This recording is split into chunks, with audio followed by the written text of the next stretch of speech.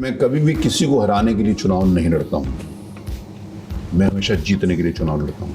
किसी की मुस्कुराहटों पे हो निसार, किसी का दर्द मिल सके दिल उधार। कि जब मैं वहाँ अध्यक्ष बना तो मुझे कुछ पत्रकार मित्रों ने पूछा कि आपके कितने एमएलए हैं, तो मैंने कहा 403। मैं इस बात को मानता हूँ कि विरोध तो स्वाभाविक है लोकतंत्र में, विरोध को दुश्मनी में नहीं बदलना चाहिए। तो जिस कुर्सी पे मैं और आप बैठे हुए हैं, अगर ये लोकतंत्र के चारों स्तंभ हैं, एक भी पहिया अगर कमजोर होगा तो कुर्सी गिर जाएगी।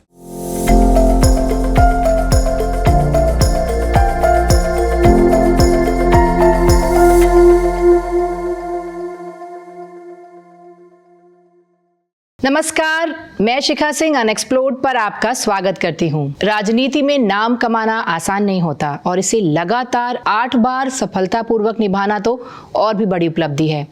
आज अनएक्सप्लोर्ड पर हम आपसे रूबरू कराएंगे एक ऐसी ही शख्सियत को जिन्होंने ना सिर्फ राजनीति में अपनी पहचान बनाई है, बल्कि अपने सरल और जमीन से जुड़े व्यक्तित्व से लोगों के दिलों पर 35 सालों से भी ज्यादा तक राज किया है। यूं ही नहीं, उनकी रैलियों में जनता झूम कर कहती है, जिसके साथ जमाना है उसका नाम महाना है। जी हाँ, स्वागत करते हैं हम उत्तर प्रदेश विधानसभा अध्यक्ष सतीश महाना जी का। नमस्कार सर, आपका हमारे शो में बहुत बहुत स्वागत है। Thank you.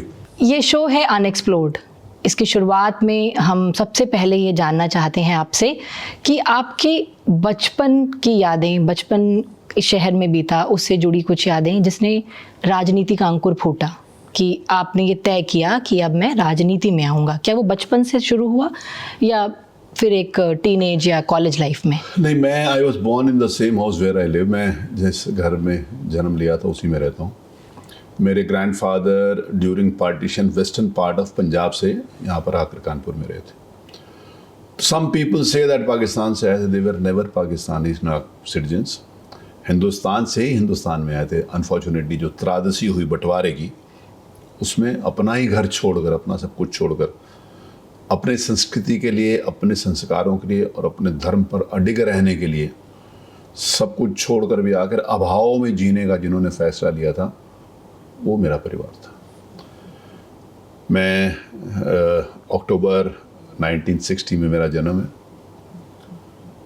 मैं बाल काल में जब बचपन में था तो मैं एक बाल निकेतन स्कूल एक छोटा था वहाँ पढ़ता था। उसके बाद 1965 में जब मैं 5 साल का था तो सेंट जोसेफ स्कूल वहाँ पर खुला था, मैं उसमें स्टूडेंट था। तो तब हायर सेकेंडरी स्कूल सिस्टम होता था, तो सेंट्रल बोर्ड से संबंधित हो। तो then I after class 8th I left out and I studied in Harjinder Nagar inter college for my 10th class.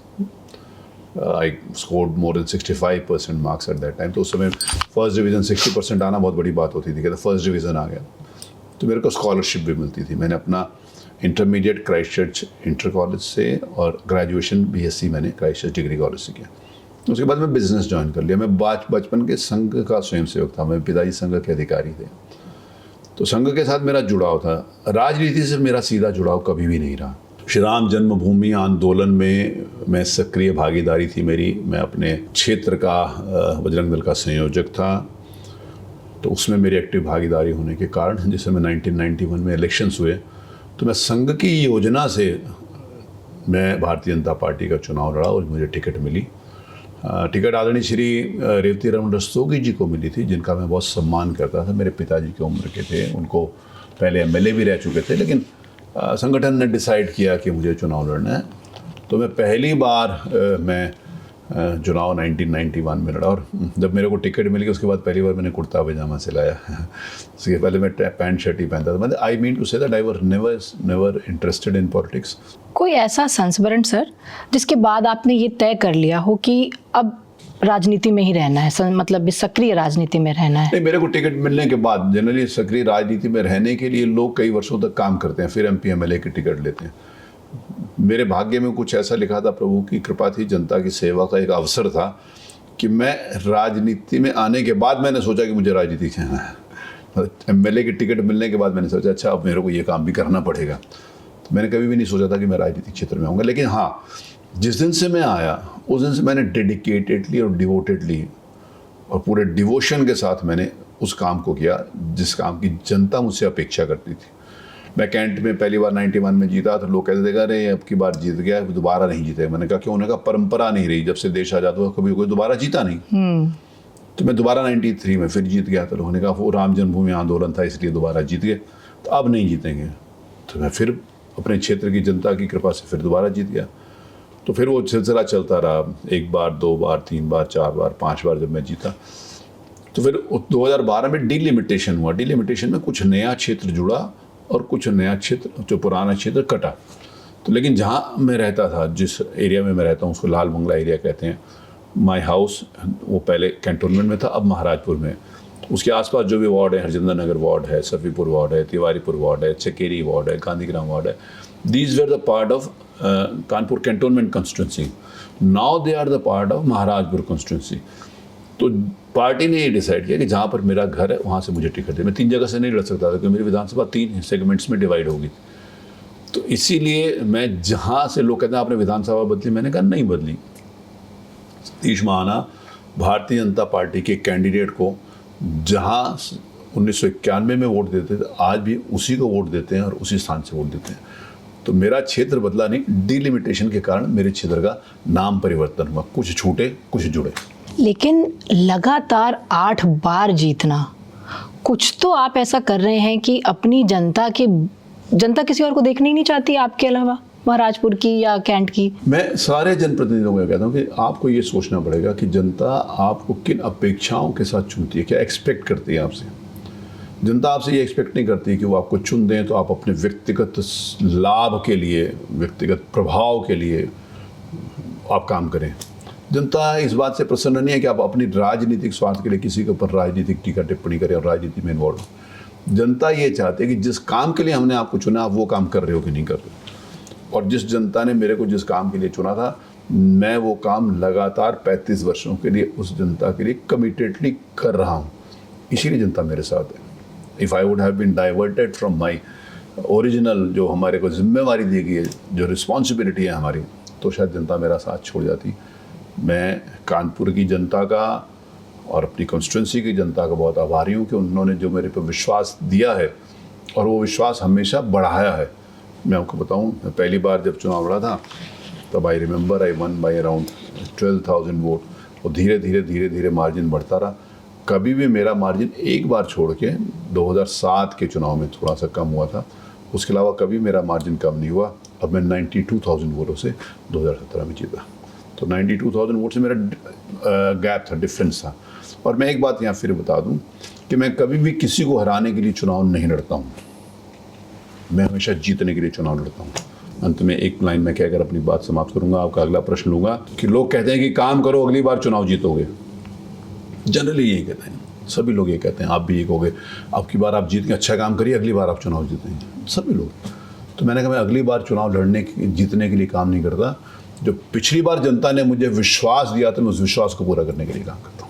क्या बात है, ये विश्वास 8 बार की जीत, 5 बार की जीत, जो 6 बार की जीत, उसके बाद ये बना या डे 1 से था? नहीं बना, तभी तो यहाँ तक पहुंचा। हाँ। अगर शुरू में नहीं बना होता तो वहीं गिर जाता। तो ये बाय द टाइम धीरे धीरे देखिए इशू ये है कि जैसे मैंने आपको बोला मैं संघ का स्वयंसेवक हूँ, तो वहाँ से वो संघ के पैटर्न के ऊपर मैंने काम किया।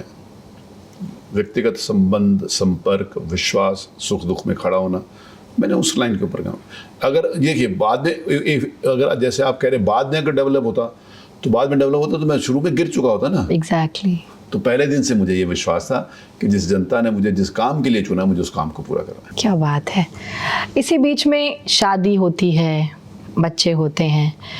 राज, आपने एक यंग एज में शुरू किया, तो जो आपके जीवन साथी हैं और फिर आपका परिवार बढ़ा, वो राजनीति, आपकी राजनीतिक यात्रा में वो सहयोगी की तरह रहे या कभी आपके समय की कमी के चलते परिवार ने कभी कुछ तकलीफें झेली या आपको लगा कि टाइम नहीं मैनेज हो पा रहा है, पर्सनल लाइफ बहुत इधर उधर हो रही है, तो कभी ये मैनेजमेंट का इशू आया पर्सनल और प्रोफेशनल लाइफ में? नहीं, कभी इश्यूज आए लेकिन रिजॉल्व हो गए। देखिए मैं जिस समय मेरी शादी हुई थी, मेरी 1981 में शायद, मैं बहुत यंग था, मैं कॉलेज के बाद मैंने 80 में पास आउट किया, तो 81 में मेरी शादी हो गई थी। तो मैं राजनीति में नहीं था। जब राजनीति में आया तो मेरी पत्नी थोड़ी सी असहज थी, तो उसने कहा मैंने तो बिजनेसमैन से शादी करी थी, पॉलिटिशियन कहाँ से बीच में आ गया। एग्जैक्टली। लेकिन मैंने हमेशा इस बात का ध्यान रखा कि हर व्यक्ति को सारी जिम्मेवारियां निभानी पड़ती हैं, हर रोल के अंतर्गत उसने अपने रिश्ते निभाने होते हैं। जिस समय मैं बैठा हूँ, आप बैठे हो, हम सबको अपने घर में माता पिता के साथ, अपने बच्चों के साथ, अपने जीवन साथी के साथ, अपने भाई बहनों के साथ और समाज में विभिन्न स्थानों के ऊपर सारे रोलों के अंतर्गत निभाना पड़ता है ना। We just can't leave one role. हम एक रोल नहीं निभा सकते जीवन में कि हम पति पत्नी हैं केवल वही काम है, हम बाप बेटे हैं केवल वही काम है, हम पिता पुत्र हैं केवल वही काम है। सारे each relationship is to be well placed, अपनी अपनी जगह वो सबको निभाना होता है। तो मैं अपने परिवार को भी पूरी तरीके से समय देता था। हाँ, कहीं ना कहीं राजनीतिक व्यस्तता के कारण उस समय की कमी हो सकती है, लेकिन मैंने कभी इग्नोर नहीं किया। और मैं इस बात को मानता हूँ कि जो हर व्यक्ति के लिए अपना परिवार सबसे ज़्यादा महत्वपूर्ण होता है, अपने बच्चे, अपने माँ बाप, अपने रिलेशनशिप सबसे ज़्यादा महत्वपूर्ण होता है। तो जीवन में जो सबसे महत्वपूर्ण है, अगर यदि आप उसके प्रति कमिटेड नहीं हैं तो आप समाज के किसी भी रिलेशनशिप के लिए कमिटेड नहीं हो सकते। मैं उसको भी निभाता हूँ और इसकी जिम्मेवारी भी पूरा करता हूँ। आपने बताया कि आप एक बिजनेस परिवार से आते हैं, तो फिर राजनीति का टिकट कैसे मिला, शुरुआत कैसे हुई? देखिए, मैंने आपको बोला है ना, मैं संघ का स्वयंसेवक था। उस नाते से संघ ने निर्णय किया कि मुझे टिकट देगा। तो जिस समय वो टिकट का प्रोसेस चल रहा था, मुझे याद है, सॉरी उसके पहले भी बताऊँ कि उस समय जब आदरणीय मुलायम सिंह जी की सरकार थी, तो वो 90 में एक राम जन्मभूमि आंदोलन बहुत तेज हुआ था, जिसमें कुछ लोगों की हत्याएँ हुई थी। तो एक बहुत बड़ी रैली थी दिल्ली में बोट क्लब के ऊपर। उसमें उसी दिन श्री मुलायम सिंह यादव जी ने इस्तीफ़ा दिया था और मान्यवर अशोक जी सिंघल ने वहाँ से अनाउंस किया था कि मुलायम सिंह जी ने इस्तीफ़ा दे दिया, उत्तर प्रदेश की सरकार गिर गई है, दिल्ली में अनाउंस किया जी। उस दिन हम लोगों को बड़ा क्यों बताया, तो खुश थे कि चलो ऐसे जो कि राजनीतिक कारण थे। फिर जब हुआ कि राजनीति के, तो फिर मेरे को मन में लगा कि यार राजनीति है तो चलो ठीक है देखते हैं। मैं वॉज नॉट श्योर कि मुझे टिकट मिले। मैं श्योर क्या मतलब पक्का था नहीं मिलेगी। लोगों ने कहा कि 500 रुपये दोगे तो एप्लीकेशन दी जाएगी कि कौन कौन इंटरेस्टेड। तो मैंने 500 रुपये इसलिए दिए कि मेरे अखबार में नाम छपेगा। तो मैंने 500 रुपये दिए, अगले दिन मेरा अखबार में नाम छपा। मैंने कहा वाह, 500 रुपये में अखबार में नाम छपेगा, मेरा उतना ही उद्देश्य था। फिर किसी ने मुझे बोला कि यार चलो को टिकट की बात हो रही है, ज़रा चलो। तो कहाँ चलो जी? लखनऊ कार्यालय चलो। तो मैं बीजेपी कार्यालय लखनऊ गया। तो वहाँ पर खड़ा था, बहुत भीड़ थी, तो बीजेपी का बड़ा बूम था। तो मैं फर्स्ट टाइम बीजेपी कार्यालय गया था। तो कुछ भीड़ आई, भीड़ के साथ कुछ लोग आए। तो मेरे बगल में एक आदमी खड़ा था, तो मैंने उससे पूछा कि ये कौन है? तो उसने कहा ये राजनाथ सिंह जी। ये क्या? उन्होंने कहा युवा मोर्चा के अध्यक्ष रहे, बीजेपी के बहुत सीनियर लीडर हैं। मैंने कहा ओके। मैं उसको नहीं जानता था जो मेरे पास में खड़ा। फिर भीड़ आई, कुछ लोग, तो फिर कुछ लोग भीड़ आए। तो फिर माननीय राजेंद्र गुप्ता जी उस समय प्रदेश अध्यक्ष थे, वो आए। तो मैंने उनसे पूछा ये कौन है? तो उन्होंने कहा ये राजेंद्र गुप्ता जी हैं, प्रदेश अध्यक्ष बीजेपी के। फिर थोड़ी भीड़ आई, फिर कलराज मिश्रा जी आए। तो मैंने कहा ये कौन है? तो उन्होंने कहा ये कलराज मिश्रा हैं, प्रदेश महामंत्री। तो थोड़ी देर में मतलब सब लोग आते जा रहे थे, पार्टी की मीटिंग थी जो सारी। फिर श्री कल्याण सिंह जी आए। तो मैंने उससे पूछा ये कौन है? तो उसने मुझसे पूछा आप कौन है, पहले ये बताओ। तो मैंने कहा मैं टिकट के लिए आया हूँ। तो मेरे से थोड़ा, जब मेरे पास खड़ा तो थोड़ा दूर जाके खड़ा हो गया। उसने सोचा होगा कि कोई पागल आदमी टिकट मांगने गया है, नेताओं को जानता नहीं और बीजेपी के एमएलए के टिकट मांग दिया। तो मेरे से दूर खड़ा हो गया। तो मैंने कहा ठीक है भाई, मुझे नहीं पता था क्योंकि मैं कभी गया नहीं था। फिर जिस दिन मुझे टिकट अनाउंस हुई रात को, तो मेरे को कहा गया कि सिंबल लेने के लिए आप लखनऊ जाओ। तो हम लोग लखनऊ, शाम को 9 बजे टेलीफोन आया। उसमें लैंडलाइन फ़ोन होता था, मोबाइल तो होता नहीं था। घर पहुंचा तो पता चला फ़ोन आया। तो उनका लखनऊ जाओ। तो मैं और मेरे 2-3 दोस्त, मारुति 800 गाड़ी थी हमारी, हम गए। तो लेट हो गए थे रात को, 1-2 बज गए क्योंकि 9, साढ़े 9 बजे फ़ोन आया। तो हम गाड़ी से गए 12:30-1 बजे। तो मैंने वहाँ पर जाके पूछा भाई वो सिंबल चाहिए, टिकट चाहिए। तो उन्होंने बताया पीछे से रे श्यामनंदन सिंह जी बैठे। श्यामनंदन सिंह जी बीजेपी के बहुत सीनियर लीडर। तो मैं वहाँ गया, मैंने उनका नमस्ते करी। श्यामनंदन जी नमस्ते। उन्होंने कहा नमस्ते, बताइए। मैंने कहा कि मुझे टिकट मिली है। उनका क्या नाम है आपका? मैंने कहा मेरा नाम सतीश महाना है, कानपुर कैंट से। हाँ। उन्होंने कहा हाँ आपकी टिकट हुई थी, लेकिन अब फिर आपका सिंबल रोक दिया गया। ओह। तो मैंने कहा अच्छा, तो मैं अब क्या करूँ? उन्होंने कहा नहीं, राम प्रकाश जी से जाके मिल लीजिए। तो मैंने उनसे पूछा ये राम प्रकाश जी कौन है? राम प्रकाश जी डिप्टी सीएम रह चुके हैं Yes. उत्तर प्रदेश के, Yes. और सीनियर लीडर। Yes. तो मैंने तो पूछा राम, तो उन्होंने मुझे ऐसे ही देखा, तो उन्होंने कहा बाहर जाके पूछिए कि कौन है और कहाँ रहते हैं। तो मैं बड़ा एम्बैरेस हो के मैं बाहर आया, बाहर किसी से पूछा, कुछ लोग थे, मैंने कहा ये राम प्रकाश जी गुप्ता कौन है? उनका भी डिप्टी सीएम रहे, आप नहीं जानते? तो जानता तो मैं नहीं था तब, तो मैंने कहा नहीं जानता हूँ। तो कहाँ रहते हैं? उन्होंने कहा ऐसे चले जाओ, हजरतगंज से राइट मुड़ जाओ, तो आगे लेफ्ट हैंड में। मैं हजरतगंज कहाँ है? मैं कभी लखनऊ भी नहीं गया। तो उसने मुझे बताया कि मैं वहाँ गया, तो मैंने नीचे से आवाज़ दी कि राम प्रकाश जी। उनके नीचे और भीड़ लगी थी, कुछ लोग थे। मैंने जब अपना नाम बताया, उन्होंने मुझे ऊपर बुलाया, तो उन्होंने कहा जी आपका सिंबल रोक दिया गया। मैंने कहा ठीक है, रोक दिया गया, हम जा रहे हैं। तो मैं वहाँ से सीधा संघ कार्यालय आया, क्योंकि मैं संघ का स्वयं मैं वहाँ सबको जानता था। मतलब श्री बालजी त्रिपाठी थे, वो मेरे संरक्षक थे, पिता तुल्य थे। माननीय रामाशीष जी हैं, माननीय उसमें प्रांत प्रचारक थे, तो उसमें मैं सारे वहाँ पर गया मैं। तो उन्होंने कहा अरे, तो उन्होंने राम प्रकाश जी को फ़ोन करके बात करी कि नहीं इनको दे दीजिए। तो मैं वहाँ गया तो मुझे सिंबल नहीं मिला। तो सिंबल मुझे मिल गया, तो मैं उस पहले ना लास्ट डे ऑफ नाम वापसी सिंबल जमा होना होता था, नॉमिनेशन के साथ होता है, पहले ऐसे होता था। अच्छा। तो सीधा 3 बजे से पहले मुझे सिंबल जमा करना था। मैं जमा करके तो मैं आया, तो मैंने कहा ये कॉन्स्टिट्यूंसी कौन सी है? ये Sadar Bazaar, Hulaganj, Musa Toli, saint Catherine's. I was born in saint Catherine's hospital. Okay. मैं इसका जन्म वहाँ हुआ। तो उनका ये सारा एरिया। तो मैं मारुति गाड़ी में, मैं और मेरे एक अंकल थे आए। तो मैं पूछा किससे मिलना है? उन्होंने कहा यहाँ पे वो पार्षद हैं, तो उनसे मिलिए, बहुत सीनियर लीडर थे, मैं नाम में स्मृत कर रहा हूँ। तो उन्होंने कहा इनसे मिले। तो मैंने उनसे राम आश्रय द्विवेदी याद आ गया, बहुत सम्मान, बहुत रिगार्ड है मेरे मन में। तो मैंने पूछा राम आश्रय जी हैं? उनका नहीं है घर पे। तो मैं गाड़ी पे थोड़ा आगे बढ़ा, तो आगे मेरे को 2 लोगों ने पहचाना है, अमरनाथ द्विवेदी जी ने और बदलू प्रसाद गुप्ता जी ने। उन्होंने मुझे रोका, उन्होंने कहा कि आपको टिकट मिली है? मैंने कहा उनका माना जी के लड़के हैं। मैंने कहा उनका फिर नीचे गाड़ी से उतरी। तो उन्होंने मुझे गाड़ी से उतारा। फिर जब मैं चलने लगा तो कारवां बनता गया, और वो पहला दिन था और आज यहाँ तक पहुँचा। क्या बात है। मतलब ये कानपुर का कॉन्फिडेंस है कानपुर वाले होने का कि कुछ भी नहीं पता था, और आपने लखनऊ के हजरतगंज का भी पता नहीं था, आपने सब नाप लिया और आप आज विधानसभा अध्यक्ष बने हुए हैं। ये हमारे लिए भी बहुत गर्व की बात है सर। तो ये जब कारवां आगे बढ़ रहा था आपका, इस दौरान कभी ऐसा एक पल, कोई क्षण आया हो जब आपको लगा हो कि नहीं, मैंने बहुत ठीक किया कि मैंने बिजनेस छोड़ के पॉलिटिक्स को ज्वाइन किया? मैं 91 में जब इलेक्शन फर्स्ट टाइम लड़ने के लिए आया, तो मोती झील में श्री शत्रुघ्न सिन्हा जी की जनसभा थी। मैं बजरंग दल का संयोजक था, उस नाते से मेरे राम जन्मभूमि आंदोलन के बारे में मालूम था। वो इलेक्शन श्री राम जन्मभूमि आंदोलन के ऊपर ही हुआ था, मैं अगर इसको कहूँ, उसको आधार मानकर हुआ था।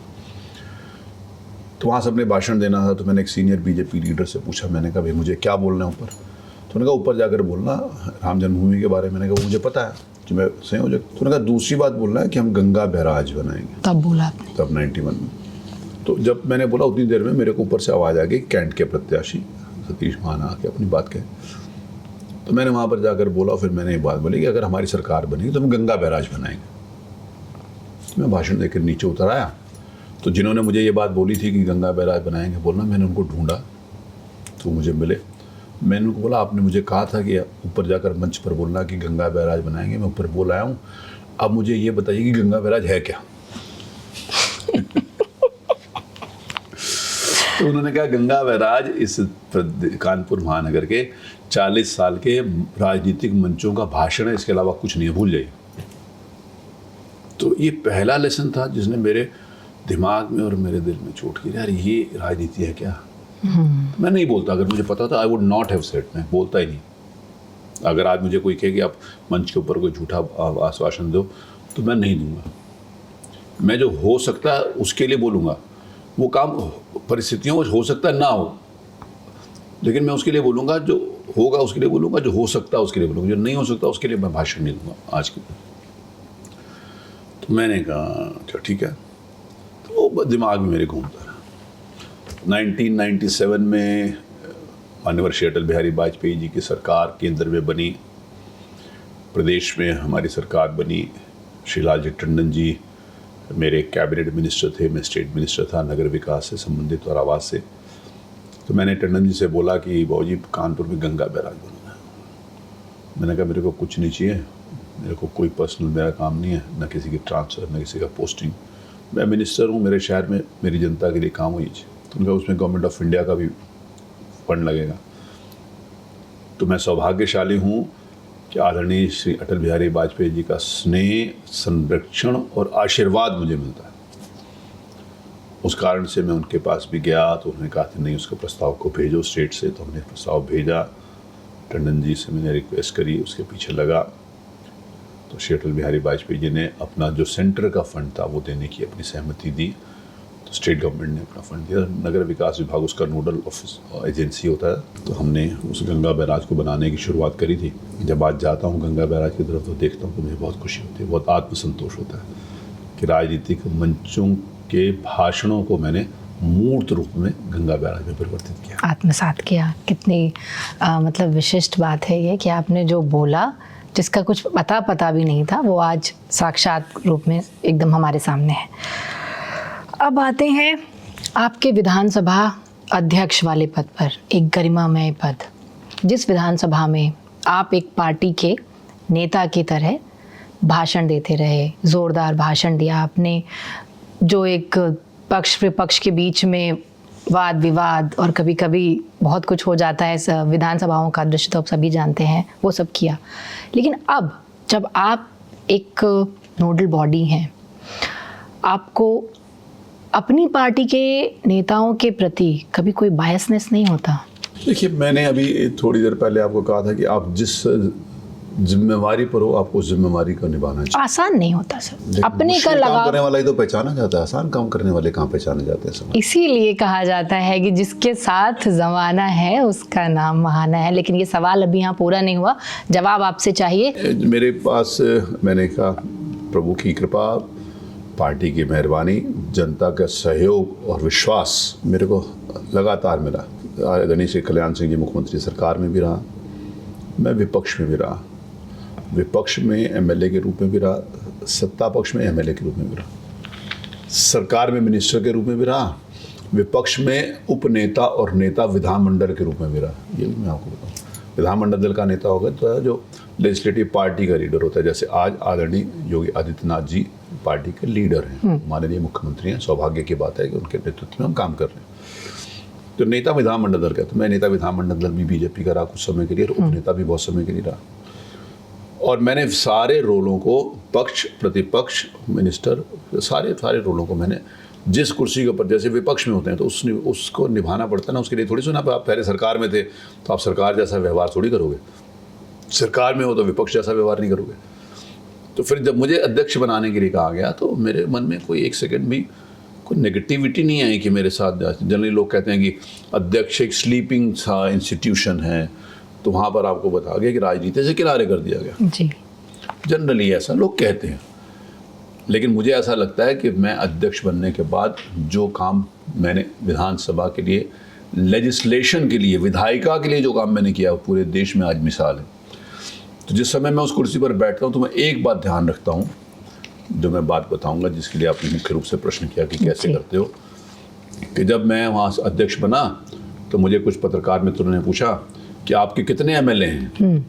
तो मैंने कहा 403। क्या बात है? तो उन्होंने कहा नहीं, मैं आपके पूछ रहा हूँ। मैंने कहा मैं अपना ही बता रहा हूँ। उन्होंने आपके 403 कहा है? तो मैंने कहा योगी जी के पूछे ना, योगी जी के 255 हैं। उस समय अखिलेश यादव जी के 111 थे, किसी के 12 थे, किसी के 8 थे। तो मैंने कहा योगी जी के इतने, उनके इतने, उनके, मेरे 403 हैं। तो जिस समय मेरे 403 कहूँगा तो मेरी संरक्षण, मेरी कॉन्स्टिट्यूंसी जो है, आदमी अपनी कॉन्स्टिट्यूंसी का ध्यान रखता है ना। मैं इसको इस रूप में कह दूँ, आदमी अपनी constituency is the people those who have voted for you. My constituency is Kanpur. First it was cantonment, now it is Maharajpur. But all over Kanpur, people love me.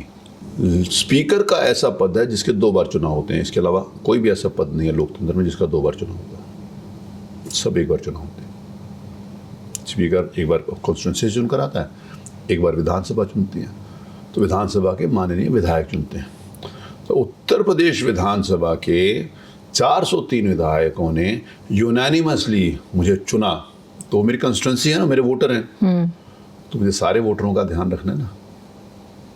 तो जब सब वोटरों का ध्यान रखना है तो उनका ध्यान, स्वाभाविक है अध्यक्ष की जिम्मेवारी होती है सरकार का बिजनेस और सरकार से संबंधित जो सरकारी काम है, बिल्स हैं, ये सबको पास कराना, वो मेरी जिम्मेवारी है, मैं उसको करता हूँ। ये भी स्वाभाविक है कि अध्यक्ष रूलिंग पार्टी का होता है तो पार्टी के नाते से भी एक थोड़ा सॉफ्ट करना होता है, लेकिन मैं प्रतिपक्ष को भी पूरा अवसर देता हूँ कि आप भी अपनी बात कहिए, क्योंकि मैं इस बात को मानता हूँ। और लोकतंत्र में पक्ष और विपक्ष के साथ ही लोकतंत्र जीवित रहता है, सहमति और असहमति के साथ ही लोकतंत्र जीवित रहता है, चर्चा, वाद और प्रतिवाद के कारण विपक्ष जीवित रहता है। जिस समय लोकतंत्र के जीवंत की बात है तब दोनों का अपना अपना रोल है और दोनों के साथ समन्वय बनाकर मैं काम करता हूँ। समन्वय बनाकर रखना, ये समन्वय बनाकर रखने वाली सीख या ये नज़रिया आज की पीढ़ी के नेताओं में आप देख पाते हैं? ये अनफॉर्चुनेटली उसमें कमी है। देखिए, हम नीतियों के लिए लड़ते हैं। अगर हम किसी भी राजनीतिक दल से बात करेंगे तो वो कहेंगे हम भी पब्लिक इंटरेस्ट के लिए लड़ते हैं। कोई भी नहीं कहेगा कि हम पब्लिक इंटरेस्ट के हम अलावा लड़ रहे हैं। हम कहते हैं हम पब्लिक इंटरेस्ट के लड़ते हैं। हमारी पॉलिसीज़ में उनकी पॉलिसीज़ में अंतर हो सकता है, उनके तरीके में हमारे तरीके में अंतर हो सकता है, लेकिन अंततोगत्वा मैं समझता हूँ we all work for the public interest. तो उसमें द्वेष नहीं होना चाहिए। मैं इस बात को मानता हूँ कि विरोध तो स्वाभाविक है, लोकतंत्र में विरोध को दुश्मनी में नहीं बदलना चाहिए, जो दुर्भाग्य से अब कहीं ना कहीं देखने को मिलता है। विरोध लोकतंत्र का मजबूत स्तंभ है, मतभेद लोकतंत्र का मजबूत स्तंभ है, लेकिन जहाँ मनभेद हो जाते हैं वहाँ कठिनाई होती है। ये जो युवा नेता हैं, छात्र संघ के जो नेता आ रहे हैं, इनको नए सिरे से ट्रेंड करने का या इन्हें सिखाने का अलग से कोई, देखिए मैं जिस समय हूँ, मैंने एक काम किया, मैंने उत्तर प्रदेश की विधानसभा को लोगों को बताया कि जैसे पहले लोग कहते हैं गुंडे हैं, बदमाश हैं, अनपढ़ हैं, मैंने कहा ये नहीं है सही, बहुत योग्य व्यक्ति हैं। आप एक परिवार में 8-10 लोगों को मतलब राजी रखना, उनको खुश रखना बड़ा मुश्किल है। लाखों लोगों की कॉन्स्टिट्यूंसी को उनको खुश रखना कितना मुश्किल काम। और जहाँ तक पढ़े लिखों की बात है तो मैं कहता हूँ कि मेरे 403 विधायकों ने, मेरे 403 मतलब मेरे 403 जो विधानसभा के सदस्य हैं, मेरे पास 18 डॉक्टर्स हैं, 17 मैनेजमेंट के लोग हैं, MBA BBA लोग हैं, मेरे पास 15 टेक्निकली क्वालिफाइड लोग हैं, BTech MTech हैं, मेरे पास 15 PhD होल्डर्स हैं, मेरे पास 85 लॉ ग्रेजुएट्स हैं। ये सारे पढ़े लिखे लोग हैं। तो लोगों को बताता हूँ कि भाई पढ़े लिखे लोग हैं वहाँ, ऐसा नहीं है। वो पूरा विधायक का काम सिर्फ सड़क बनवाना और थाना चौकी करना नहीं है। विधायक का काम प्रदेश में कानून को बनाना और कानून को प्रदेश में उसकी मॉनिटरिंग, पूरे प्रदेश का सिस्टम चलता है ना। माननीय योगी आदित्यनाथ जी महाराज गोरखपुर से माननीय विधायक हैं, अब MLC वहाँ से विधायक हैं। माननीय प्रधानमंत्री जी बनारस हैं, प्रधानमंत्री जी बनारस से माननीय सांसद हैं, लेकिन पूरे देश की बात करते हैं ना, तो पूरे प्रदेश की बात कर रही है MLA में। तो जिसने पूरे प्रदेश को सजाना है, संवारना है, पूरे प्रदेश के प्रति जिनका कमिटमेंट है, जिनकी जिम्मेवारी है, आप उनको कैसे कह सकते हैं कि ये कम है। तो एक पत्रकार मित्र ने मुझसे पूछा कि आप ये बताते हो कि इतने इंजीनियर्स हैं, इतने डॉक्टर्स हैं, इतने MBA हैं, इतने PhD हैं, कोई अपराधी नहीं है क्या? तो मैंने एक प्रश्न उनसे पूछा कि पहले जब आप अपराधियों को दिखाते थे कोई पढ़ा लिखा नहीं था क्या? आपको क्या दिखाना है? और जिस समय आप ये दिखा कर कि ये सारे की सारी व्यवस्था खराब है, आपने एक लोकतंत्र के मजबूत स्तंभ को कमज़ोर करने का काम किया है। तो अब चारों स्तंभों के अंतर्गत इस बात को समन्वय करने की जरूरत है कि सबकी आवश्यकता है। अगर कोई एक लोकतंत्र का स्तंभ दूसरे लोकतंत्र के स्तंभ को कमज़ोर करेगा तो गिरेंगे सब। इस बात को ध्यान रख के करना पड़ेगा सब लोगों को, अपनी अपनी जिम्मेवारी, अपनी अपनी सीमाओं में और अपने अपने जो जिम्मेवारियां दी गई हैं उसके अंतर्गत उनको करना पड़ेगा।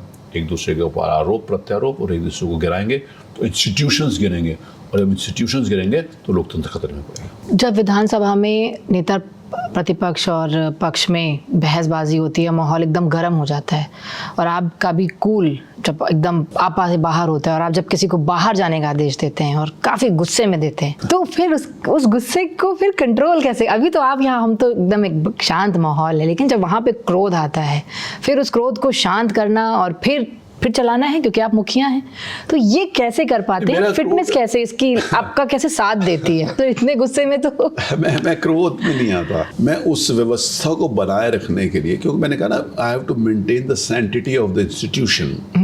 ठीक है, फिर मैंने कहा अच्छे और खराब लोग हर जगह हैं, हर जगह है, कोई भी आप शरीर और मन का संतुलन कैसे चलता है उसमें, क्योंकि गुस्सा तो आ रहा है, इसीलिए तो मुझे अध्यक्ष बनाया है। ये राज आप नहीं बताएंगे कि ये आपकी फिटनेस। मैं पर्सनल नहीं हूँ ना। हाँ। अगर उस वहाँ पर अगर मैंने किसी को गुस्सा करके कहा कि मैं हाउस को चलाने के लिए, अब मैंने उसको मतलब गुस्सा मतलब व्यक्तिगत नहीं, हाँ। तो कहा तो जैसे मैं पीछे अपने ऑफिस बैक ऑफिस में जाता हूँ तो वैसे वो मेरे पास आ गए, तो मैंने कहा बैठो यार चाय पियो, तो मेरा उससे कोई पर्सनल थोड़ी है। एग्जैक्ट। तो मैं उनको बिठाता हूँ, चाय पियो बैठो, कोई भी एमएलए मेरे ऑफिस में आता है मैं सम्मान के साथ आदर के साथ उसको बिठाता हूँ, उनकी बात सुनता हूँ। तो उन्होंने कहा सर अब आपने डांटा था, मैंने कहा वहाँ तुमने गड़बड़ किया था, डांट खाने के लिए काम किया, लेकिन यहाँ बैठो चाय पियो। तो वो सख्त हेडमास्टर और उतने ही कोमल अभिभावक। मेरे को अगर हार्श डिसीजंस लेने पड़ेंगे इंस्टीट्यूशंस की गरिमा के लिए तो मैं जरूर। कोई ऐसी आदत या शौक जो आपको रिलैक्स करता है, तमाम झंझावत से बाहर लेकर जाता है, क्या है? मैं ना जरा सॉफ्ट म्यूजिक पसंद है। कैसे? फिल्मी, पुराने नए? कोई एक पसंदीदा गाना जो आप बताएं। मैं आपको एक गाना याद दिलाऊं, मेरा बड़ा प्रिय गाना है कि मैं जिंदगी के उसको धुएं में उड़ाता चला, मैं जिंदगी का साथ निभाता चला। Sir 2 line. मैं मेरी वो गाने वाला वो नहीं है ना मेरी आवाज़, तो उसमें इसमें और उस गाने में आगे है, कोई मर के भी हमें याद करेगा, हम किसी की मुस्कुराहटों पे हो निसार, किसी का दर्द ले सके दिल उधार, किसी के वास्ते हो तेरे दिल में प्यार, जीना इसी का नाम है। अनएक्सप्लोर्ड पर एक सवाल मैं हमेशा पूछती हूँ कि आप अगर राजनेता नहीं होते तो क्या होते? तो मैं बिजनेस कर रहा था, उसको करता अच्छे तरीके से, क्योंकि जब मैंने बिजनेस ज्वाइन किया उसको मैंने बहुत एक्सप्लोर किया, मैंने अपने बिजनेस को बहुत बढ़ाया। I would have been a good businessman. एक रैपिड फायर राउंड हो जाए सर आपके साथ। टी और कॉफी? टी। कानपुर या दिल्ली? कानपुर। नेटफ्लिक्स या न्यूज? न्यूज। टेक या सस्टेनेबिलिटी? सस्टेनेबिलिटी। संसद या सोशल मीडिया? सोशल मीडिया नहीं, संसद। लोगों की मुस्कुराहटों पर ऐसे ही निसार होने वाली ये शख्सियत हैं उत्तर प्रदेश की विधानसभा अध्यक्ष सतीश महाना जी। ऐसी ही अद्भुत पर्सनालिटी से हम आपको यूं ही मिलवाते रहेंगे। तब तक के लिए हमारे चैनल को लाइक कीजिए, सब्सक्राइब कीजिए, और इस पॉडकास्ट से जुड़े कोई भी सवाल हो तो आप हमें ज़रूर भेजिए, और जिन शख्सियतों से आप मिलना चाहते हैं आप उनके नाम भी हमें बता सकते हैं। तब तक के लिए नमस्कार।